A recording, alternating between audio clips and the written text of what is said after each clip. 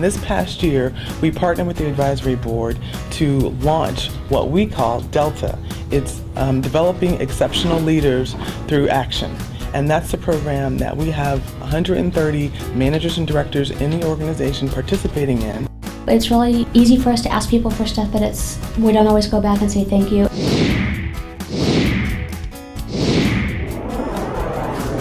No one cares like community, a helping hand in your time of need. We'll take your hand and we'll take the lead. We'll take the lead at community. We have these sessions that we really want to be thinking about how do we make use of what we've just learned. So I was kind of thinking along that way too. We were very excited to have the Cook family donation and the advisory board expertise. And one of the things I've come to learn and see is we have a huge amount of our own expertise. I'm impressed with how smart we are. We are some smart, passionate, dedicated people. Sponsors that would invest their money and trust to potential leaders in Clovis, that this is something that is really, really beneficial. So think about the one thing that you want to do, one thing that you can kind of commit to. Well, I think it's essential for healthcare organizations to be healthy and have leaders that are creative going into the future, because the traditional way in which we managed healthcare is not going to bring us into the future. So we kind of took the approach of thinking about how maybe poorly trained leaders or leaders who lack resources and turnover and things like that can kind of trickle down and affect patient safety. We're all so busy all the time that it's not very often that we're able to all come together and share ideas and talk about what we're doing and get to know each other better.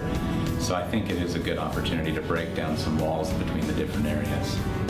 Whether it be physician to RN or manager to supervisor or employee to employee, we believe that communication is the root to many of the challenges that we face. I think how this has become more valuable for me is just understanding the different thought process of people who are trained differently.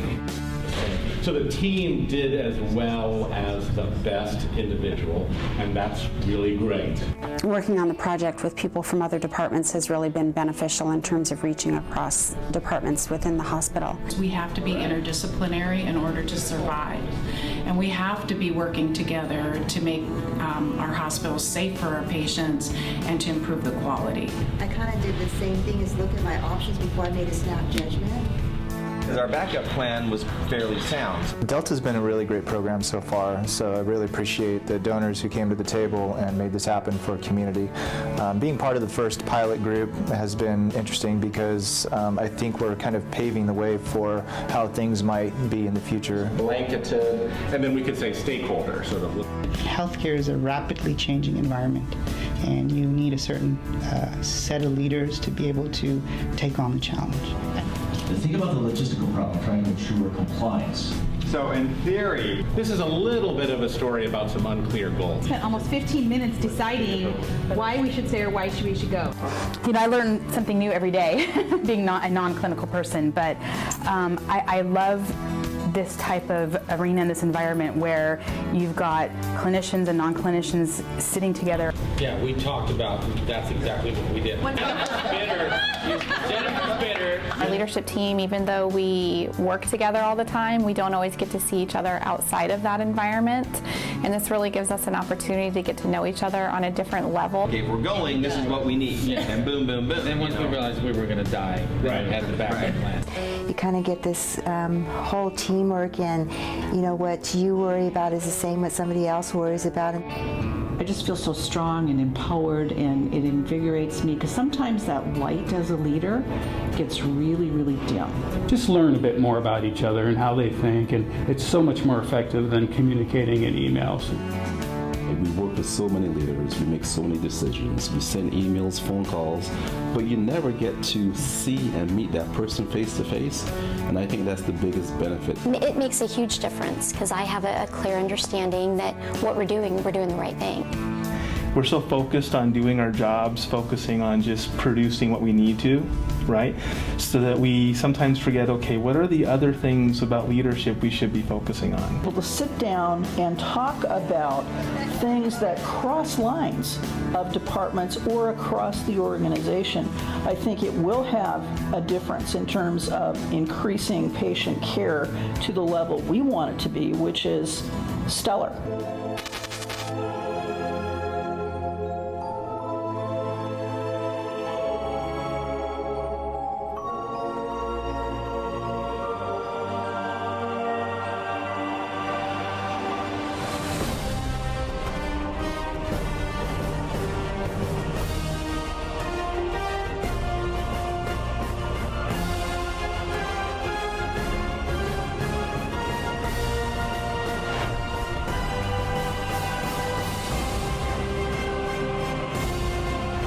To wake up. It's kind of silly, doesn't it? Is right now.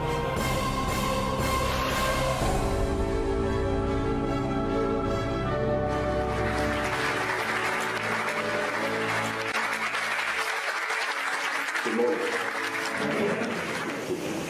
That was pretty good. Let's try it again. Good morning. Good morning. And you folks at UCSF Center, good morning. This is, wow, I heard them. Isn't that amazing? This is the most amazing moment in healthcare. I mean, I've been doing this, well, when I first started doing this stuff about healthcare, the president was named Johnson. Andrew. It's been a long, long time. I have never seen a moment like this in healthcare. The actual name of this talk is How to Fail at the Next Healthcare, the Master Class. This is a failure of courage. It takes courage to wake up. We live in a world of enormous transparency about your quality and your prices and the actual cost those translate into, and you're going to have to live with that fact. It's a different race. Your old ways of doing things do not school you to the new way of doing things. You have to ask yourself, what is my leadership DNA? Where is my heart in this? Where is my passion? How can I lead them in a new direction? Healthcare that is lean, that is effective, that is personal, that is available, that is there for us when we need it. Healthcare that is way cheaper. Healthcare that is half the cost. Healthcare that is done in revolutionary ways. This is my handbook for the revolutionary, changing healthcare overnight, making it better, faster, cheaper for all of us. And the time to do it is right now. Thank you very much for your time with me this morning.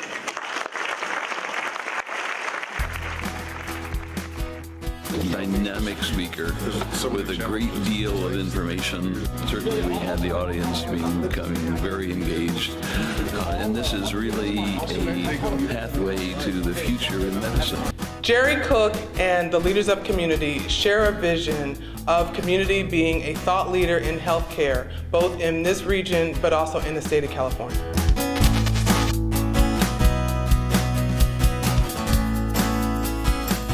We just want to take this opportunity to say thank you, Jerry Cook, and to your family for the wonderful generosity. It has really supported us in being able to execute against our leadership development strategy.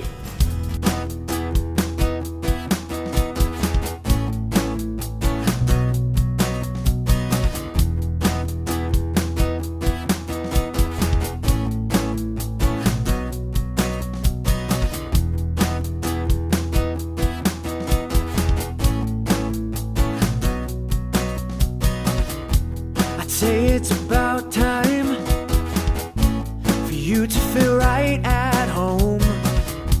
It's here where the sun shines, a place you can call your